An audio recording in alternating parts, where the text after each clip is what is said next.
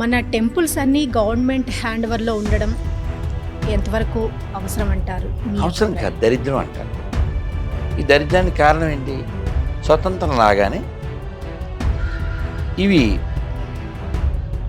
డబ్బులు, హిందువుల నుంచి డబ్బులు ఎలా కొట్టేయాలి అనే ఆలోచనతో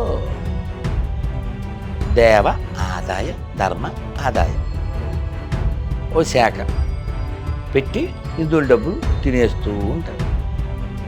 నిన్న ఒక ఆయన దసరాకి ఊరెళ్ళొచ్చారు పశ్చిమ గోదావరి అని నిన్న కలిసి చెప్తున్నా.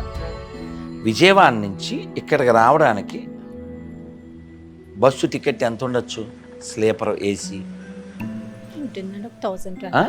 1000 నుంచి 1200 వరకు అంతే కదమ్మా. 2400 అంట. ప్రైవేటీ కాదు, గవర్నమెంట్ కూడా, అదే ఆర్టీసీ కూడా ఇంకా తక్కువ ఉంటుంది కదా.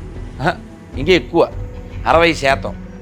అది కూడా ఇక్కడ మన తెలంగాణ అసెంబ్లీలోనే ఎక్కడో ప్రకటించారు.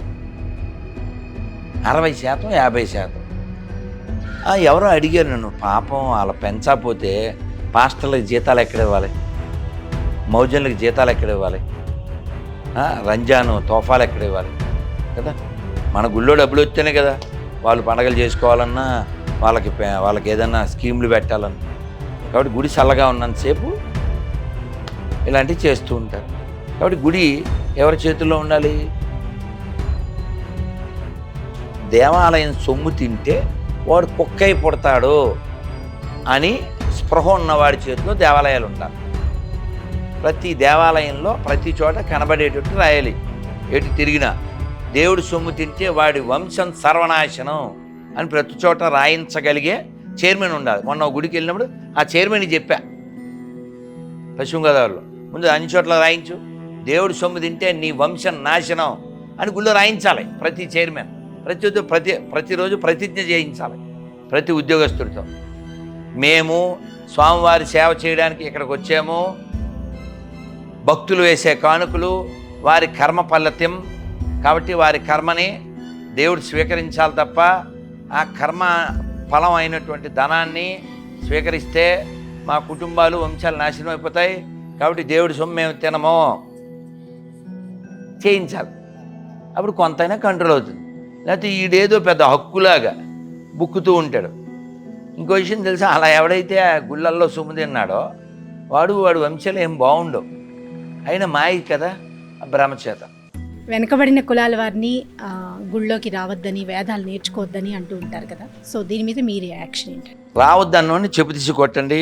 వాళ్ళ దగ్గర చెప్పులు లేకపోతే నా దగ్గర చెప్పులు ఉన్నాయి.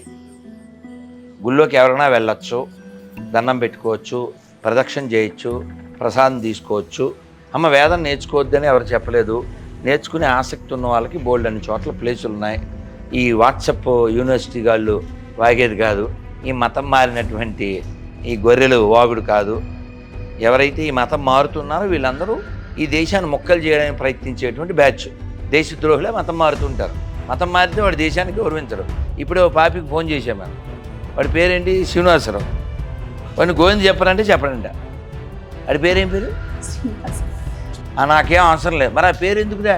నేను అందుకే వాడితే చెప్పాను, హిందువులు ఇచ్చిన శరీరం వదిలేయి, హిందువులు ఇచ్చిన శరీరం వదిలేరా, ఆ పేరు కూడా వదిలేయి, కొత్త బాడితో కొత్త పేరుతో వచ్చాయన్న. అందుకే సామెతం తెలుసా మీకు, తినేది ఇంటి మోడుచాం పాడేది ఏదో అని. ఆ బ్యాచ్ ఇది.